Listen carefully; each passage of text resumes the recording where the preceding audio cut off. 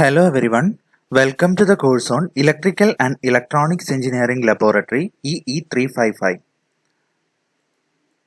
Today we are discussing experiment number 2, that is load test on DC shunt motor. നമ്മൾ DC shunt motor എന്താണെന്നുള്ളത് theory ബേസിസിൽ electrical drives control for automation എന്ന സബ്ജക്റ്റിലൂടെ പഠിച്ചിട്ടുണ്ട്. Okay, shunt motor എന്ന് പറയുമ്പം എന്തായിരിക്കും? Shunt field winding field winding നമ്മളെങ്ങനെ ആർമേച്ചറിന് ഷണ്ട് ആയിട്ടായിരിക്കും കണക്ട് അല്ലെങ്കിൽ പാരലൽ ആയിട്ടായിരിക്കും കണക്ട് ചെയ്യുന്നത്. ഓക്കെ, സോ ഇപ്പൊ നമ്മൾ നടത്താൻ പോകുന്ന ടെസ്റ്റ് എന്ന് പറയുന്നത് അതിന്റെ ലോഡ് ടെസ്റ്റ് ആണ്. സോ നമ്മുടെ എയിം എന്താണ്? To conduct the load test. ഏതില്? DC shunt motor and to plot performance characteristics. Okay, ഏതൊക്കെ ക്യാരക്ടറിസ്റ്റിക്സ് ആണ്? എഫിഷ്യൻസി വേഴ്സസ് ഔട്ട്പുട്ട് ക്യാര, ലൈൻ കറന്റ് വേഴ്സസ് ഔട്ട്പുട്ട് ക്യാര, സ്പീഡ് വേഴ്സസ് ഔട്ട്പുട്ട് ക്യാര, സ്പീഡ് വേഴ്സസ് ടോർക്ക് ക്യാര and line current versus torque ക്യാര. Okay, so ഇങ്ങനെ ഒരു എക്യുപ്മെന്റ് ഇങ്ങനെ ഒരു ടെസ്റ്റ് കണ്ടക്ട് ചെയ്യാൻ നമുക്ക് ഏതൊക്കെ എക്യുപ്മെന്റ്സ് അല്ലെങ്കിൽ ഏതൊക്കെ അപ്പാരച്ചസ് ആണ് വേണ്ടതെന്ന് നോക്കാം. ഓക്കെ, നമുക്ക് വേണ്ടത് മെഷീൻ ആയിട്ട് നമ്മൾ എടുക്കുന്ന DC ഷണ്ട് മോട്ടറാണ്. അത് കൂടാതെ വേണ്ട മറ്റ് അപ്പാരച്ചസിൽ ഏതൊക്കെ? അമ്മീറ്റർ, അത് 0 to 20 ആംപിയർ MC ടൈപ്പ് ആണ്. 0 to 2 ampere MC type ammeter, അങ്ങനെ രണ്ടെണ്ണം വേണം നമുക്ക്. വോൾട്ട് മീറ്റർ വേണം, 0 to 250 volt MC type volt meter ഒരെണ്ണം. ആൻഡ് സ്പീഡ് മെഷർ ചെയ്യാൻ ടാക്കോമീറ്ററും വേണം. ഓക്കെ, എന്തുകൊണ്ടായിരിക്കും 2 അമ്മീറ്റർ യൂസ് ചെയ്യാൻ കാരണം? നമ്മൾ പറഞ്ഞു നമ്മളിവിടെ യൂസ് ചെയ്യുന്നത് ടെസ്റ്റ് ചെയ്യുന്നത് DC ഷണ്ട് മോട്ടറാണ്. അപ്പൊ DC ഷണ്ട് മോട്ടർ എന്ന് പറയുമ്പോൾ അവിടെ 2 കറണ്ട് വരുന്നുണ്ട്, ഫീൽഡ് കറണ്ടും വരുന്നുണ്ട്, ആർമേച്ചർ കറണ്ടും വരുന്നു. സോ 2 കറണ്ട് നമുക്ക് അറിയണം. സോ അതിന് വേണ്ടിയിട്ടാണ് നമ്മൾ 2 അമ്മീറ്റേഴ്സ് യൂസ് ചെയ്യുന്നത്. ഓക്കെ, മെഷീൻ ഡീറ്റെയിൽസ് എന്ന് പറയുന്നത് 3.5 kW ഉള്ള 1500 RPM ഉള്ള 18.6 ആംപിയർ 220 വോൾട്ട് DC ഷണ്ട് മോട്ടറാണ് നമ്മൾ യൂസ് ചെയ്യുന്നത്. ഓക്കെ, സോ എന്താണ് DC shunt motor? DC shunt motor എന്ന് പറയുമ്പോൾ അതിന്റെ field winding it is connected parallel with armature. Okay, field current എന്ന് പറയുന്നത് it is a constant value. എന്തുകൊണ്ടാണ്? It is directly connected to supply. Okay, നമുക്ക് എന്ത് പറയാം? DC ഷണ്ട് മോട്ടറിന്റെ കേസിൽ ഈ ബാക്ക് EMF എന്ന് പറയുന്നത് it is almost constant value ആണ്. Okay, line current is equal to IA plus ISH, where IA is the armature current and ISH is the shunt field current. Input power is VIL watts. Okay, where V is the supply voltage and IL is the line current value. Output power is equal to 2 pi NT by 60 watt, where N is the RPM of machine. Okay, torque is equal to S1 minus S2 into G into R, where G is the acceleration due to gravity and R is the radius of flywheel represented in meter. S1 S2 is the spring balance readings in kilogram. Efficiency can be expressed as P out divided by P input into 100, that is expressed as in percentage. Okay, this is the connection diagram or circuit diagram to conduct load test on DC shunt motor. Okay, നമ്മൾ DC shunt മോട്ടറിന്റെ armature അതിന് parallel ആയിട്ടായിരിക്കും shunt field winding ഇരിക്കുന്നത്.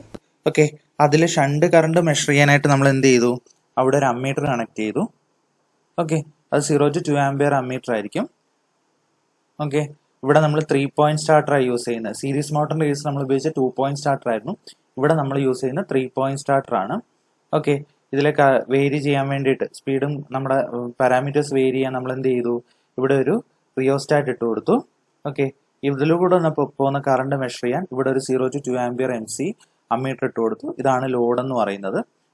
Volt meter എന്ന് പറയുന്നത് 0 to 250 volt MC type volt meter ആണ് ഞാൻ use ചെയ്യുന്നത്. Okay, 220 volt supply നമ്മൾ കൊടുത്തു. Okay, so this is the connections setup for conducting load test on DC shunt motor. Okay,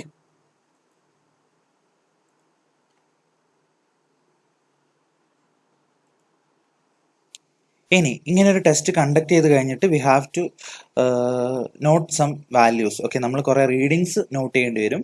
so this is the observation table. ഏതൊക്കെയാണ്? Voltage വരും, armature current, field current, line current, speed, S1 S2, spring balance readings, input power calculate എഴുതണം, torque calculate എഴുതണം, output power, finally efficiency. Okay,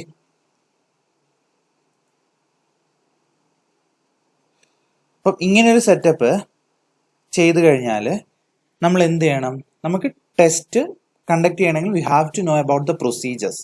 okay, അപ്പം നമ്മൾ എന്തറിയണം? ആദ്യം നമ്മൾ പ്രൊസീജിയറിനെ കുറിച്ചാണ് bothered ആവുന്നത്. സോ നമ്മൾ ആദ്യം ചെയ്യുന്നത് the connections are done as per the circuit diagram.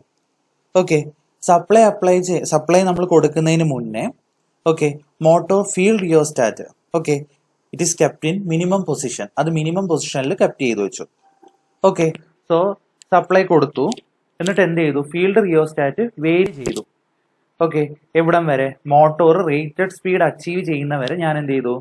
Gradually increase ചെയ്ത് കൊണ്ടുവന്നു ഫീൽഡ് റിയോസ്റ്റാറ്റിന്റെ പൊസിഷൻ. ഓക്കെ, എന്നിട്ട് no load readings are taken. First നമ്മൾ നോ ലോഡ് റീഡിങ്സ് എടുക്കും, പിന്നെ എന്ത് ചെയ്യുന്നു? ലോഡ് അപ്ലൈ ചെയ്തിട്ട് ആ ലോഡ് എന്ത് ചെയ്യുന്നു? സ്റ്റെപ്പ് ബൈ സ്റ്റെപ്പ് ആയിട്ട് ലോഡ് ഇൻക്രീസ് ചെയ്ത് കൊണ്ടുവന്നിട്ട് ബാക്കിയുള്ള എല്ലാ റീഡിങ്സും എടുക്കും. Okay,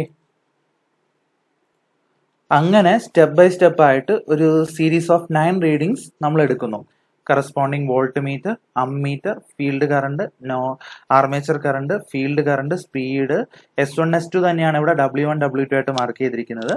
okay, torque, output power, പിന്നെ ഇൻപുട്ട് പവർ, ഇതൊക്കെ ഫൈനലി എഫിഷ്യൻസി, ഇതൊക്കെ നമ്മൾ എന്ത് ചെയ്തു? കാൽക്കുലേറ്റ് ചെയ്തു. നമ്മൾ നേരത്തെ പറഞ്ഞ സെറ്റ് ഓഫ് ഇക്വേഷൻസ് ഉപയോഗിച്ച് കണ്ടുപിടിച്ചു. ഓക്കെ, ഇങ്ങനെ ചെയ്ത് കഴിഞ്ഞതിന് ശേഷം നമ്മൾ എന്ത് ചെയ്യും? ഇതിന്റെ ഒരു സെറ്റ് ഓഫ് വാല്യൂ മാത്രം നമ്മൾ എന്ത് ചെയ്യും? അത് സാമ്പിൾ കാൽക്കുലേഷൻ ആയിട്ട് മാർക്ക് ചെയ്യും. ഓക്കെ, ഒരു സെറ്റ് എന്ന് പറയുന്നത് സെറ്റ് നമ്പർ 2 ആണ് ഇവിടെ എടുത്തിരിക്കുന്നത്. അതിന് കറസ്പോണ്ടിങ് വോൾട്ടേജ്, കറണ്ടിന്റെ value 2 current, speed W1 W2. Okay, torque, output power, input power, efficiency, ഇത് മൂന്നും നമ്മൾ എന്ത് ചെയ്തു? കണ്ടുപിടിച്ചു. ഓക്കെ, നമ്മൾ നേരത്തെ പറഞ്ഞ സെയിം ഇക്വേഷൻസ് ഉപയോഗിച്ചിട്ട് ഈ വാല്യൂസ് സബ്സ്റ്റിറ്റ്യൂട്ട് ചെയ്ത് കണ്ടുപിടിച്ചു. എന്നിട്ട് എന്ത് ചെയ്തു? ഇത് മൂന്നും നമ്മൾ എന്താണ്? സെറ്റ് നമ്പർ 2ന്റെ നമ്മൾ എഴുതി. അതുപോലെ set 1, set 3, set 4, set 5, set 6, set 7, set 8, set 9 ഇത്രയും വാല്യൂസിന് നമ്മൾ കാൽക്കുലേറ്റ് ചെയ്തിട്ട് റീഡിങ്സ് ആയിട്ട് എഴുതും. ഇനി ഇതിൽ നിന്നാണ് നമ്മൾ എന്ത് ചെയ്യുന്നത്? കർവുകൾ വരയ്ക്കുന്നത് അല്ലേ? ഓക്കെ, നമുക്ക് നോക്കാം എങ്ങനെയാണ് നമുക്ക് കർവുകൾ വരയ്ക്കുന്നത് എന്നുള്ളത്. Okay, torque versus armature current and speed versus armature current, രണ്ട് കർവ് നമ്മൾ നേരത്തെ കിട്ടിയ ടാബ്ലാർ കോളത്തിൽ നിന്നും ആ റീഡിങ്സ് ഒരു സ്കെയിലിൽ അങ്ങ് മാർക്ക് ചെയ്യും ഗ്രാഫിലായിട്ട്. എന്നിട്ട് രണ്ടും with respect to armature current ആയതുകൊണ്ട് ഞാനതൊരു കോമൺ ആക്സിസിൽ എടുത്തു. ടോർക്കും സ്പീഡും ഇപ്പുറത്തെ ആക്സിസിലും എടുത്തു. So torque versus armature current ഒരു കർവ് വരച്ചു, speed versus armature current curve വരച്ചു. Okay, then speed versus torque curve അതുപോലെ വരച്ചു. സ്പീഡ്, ടോർക്ക് രണ്ടും ഓരോ ആക്സിസിൽ എടുത്തിട്ട് സ്പീഡ് വേഴ്സസ് ടോർക്ക് കർവ് വരച്ചു. Then efficiency versus output power graph, അതും നമ്മൾ എന്ത് ചെയ്തു? വരച്ചു. ഔട്ട്പുട്ട് പവർ എടുത്തു, എഫിഷ്യൻസി എടുത്തത് രണ്ടും 2 ആക്സിസിലാക്കി എടുത്തിട്ട് നമ്മൾ എന്ത് ചെയ്തു? ഇതും വരച്ചു. ഓക്കെ, അപ്പൊ നമുക്ക് കിട്ടിയ റിസൾട്ട് എന്താണ്? We have conducted load test on DC shunt motor അല്ലേ? കണ്ടക്ട് ചെയ്തു. എന്നിട്ട് എന്താ ചെയ്തേ? നമ്മൾ പെർഫോമൻസ് ക്യാരക്ടറിസ്റ്റിക്സ് എല്ലാം പ്ലോട്ട് ചെയ്തു. ഓക്കെ, സോ ഇതാണ് DC ഷണ്ട് മോട്ടോറിന്റെ ലോഡ് ടെസ്റ്റ് നമ്മൾ ലാബിൽ ചെയ്യുന്ന രീതി എന്ന് പറയുന്നത്. ഓക്കെ, പ്രൊസീജിയർ കൃത്യമായിട്ട് മനസ്സിലാക്കുക. എങ്ങനെ പ്രൊസീജിയറിൽ നിന്ന് നമ്മൾ നമ്മുടെ ഒബ്സർവേഷൻ ടേബിൾ ഫോം ചെയ്യുന്നു, ആ ടേബിളിൽ നിന്ന് എങ്ങനെ നമുക്ക് ഇക്വേഷൻസ് ഉപയോഗിച്ച് ഫൈനൽ വാല്യൂ എത്തുന്നു, അതിൽ നിന്ന് എങ്ങനെ ഗ്രാഫ് വരയ്ക്കുന്നു. ഓക്കെ, ഇത്രയും കാര്യങ്ങൾ കൃത്യമായിട്ട് മനസ്സിലാക്കി വെക്കുക. Thank you.